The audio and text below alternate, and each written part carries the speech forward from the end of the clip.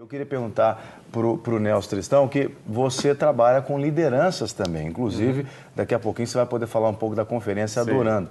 Né? E a Conferência Adorando certamente toca também na questão do caráter, né? E dos papéis de cada adorador. Né? Como é que você vê essa questão aí, pegando os homens especificamente dentro do universo aí da condução enquanto liderança, na igreja, no ministério, no dia a dia? Eu acho que o problema começa na nossa relação com quem nos criou. Nós somos seres que fomos criados por alguém que é Deus.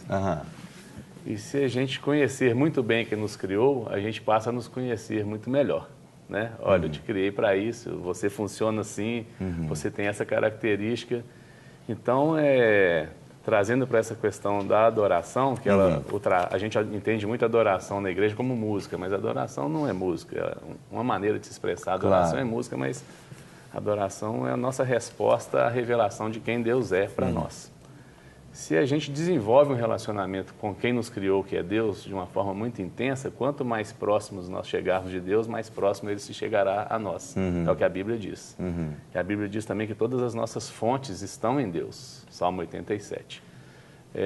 Eu creio que o problema todo começa nessa falta de relacionamento do homem com o seu Criador. Muito legal. Porque ele não sabe quem ele é. Ele não sabe como é que ele funciona, o que ele tem que fazer, qual é o plano. A Bíblia fala que Deus tem um plano perfeito para cada um de nós. Pegando o gancho na sua fala, então eu queria perguntar para o Ismael. Lá no seu consultório, você recebe muitos homens com essa crise de identidade, porque não sabe quem é, porque não sabe para que foi criado, tem uma relação complicada com Deus, no caso? O homem ele se omite até na hora de buscar ajuda profissional, né? No geral, num consultório hoje de psicologia ou de psiquiatria, você tem uma preponderância de mulheres. Porque até na sua busca de ajuda, ele tem mais dificuldade de reconhecer falhas, limites e a necessidade de ter a ajuda de um terceiro, né? De algum facilitador. Hoje, o problema social, a gente brincou aqui das mulheres, mas a grande questão na sociedade hoje tem sido a figura do homem, a figura principalmente paterna. Né? Se você vai em congressos, mesmo de psicologia não cristãos, é muito discutida a ausência e essa fragilidade que a figura do homem tem apresentado para a sociedade hoje. Então, a sociedade secular já identificou isso, sim, claramente está preocupada, certamente. Está preocupada. De um certo modo, esse crescimento da mulher, e que isso é bom, isso é saudável, e a própria cultura mais pós-moderna, né, que fragilizou um pouco as relações familiares, ela deixou o homem meio que sem espaço, meio que sem lugar, e aumentando essas crises de identidade. Né? E como o pastor aqui disse, é importante porque a fé, ela também não tem conseguido para algumas pessoas suprir também essa figura de pai, essa figura paterna que Deus faz e supre muito bem, porque às vezes também nós temos deficiências de figura de pai lá de trás, da nossa infância, da nossa relação com os pais biológicos, ou até omissões de figuras de pai que a gente teve no passado, e a gente não consegue muitas vezes até ver esse Deus de amor, esse Deus de cuidado, esse Deus bom, que é um Deus de restauração, porque a figura paterna que esse homem teve foi uma figura um pouco deturpada. Ou, às vezes, a figura paterna não foi uma figura que transmitiu autoridade ou que transmitiu valores que foram saudáveis.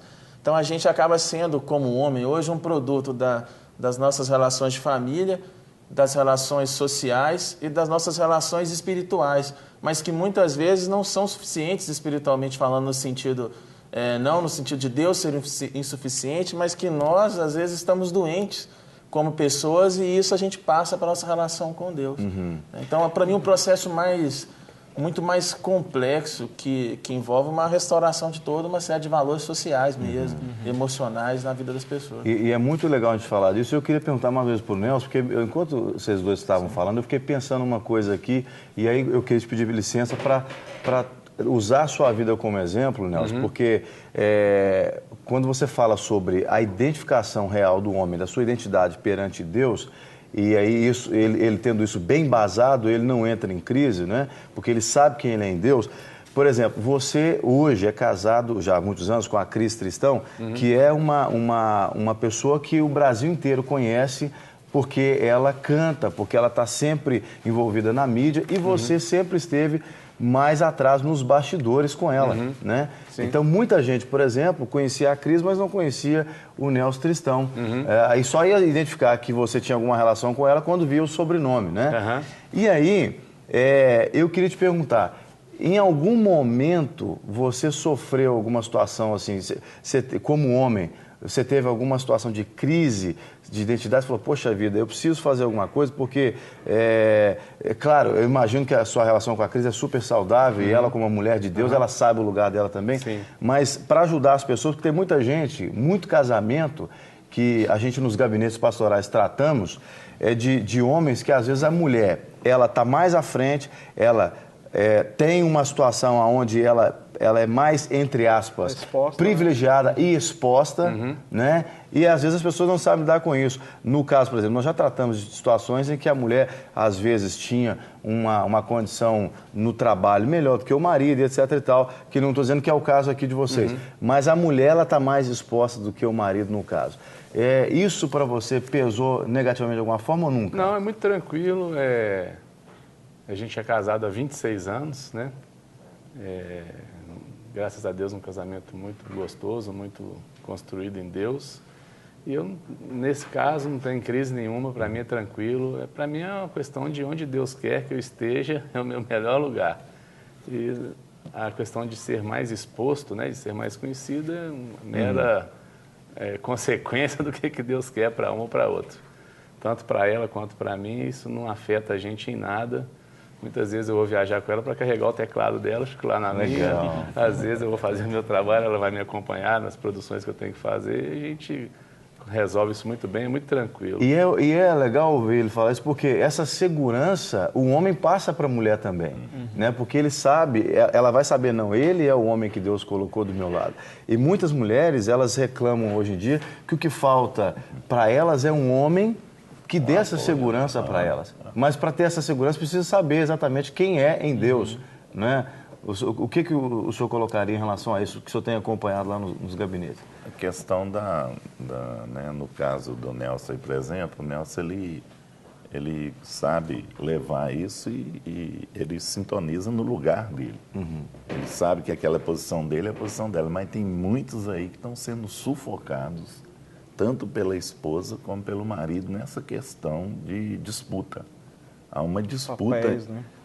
Dos papéis, entendeu? Então a pessoa muitas vezes troca os papéis e sufoca o outro, né? E eu vejo muitas esposas, né? A gente tem trabalhado com esposas que o marido vem e fala assim, mas eu tenho meu dom e a minha esposa não quer deixar eu sobressair em cima do meu dom.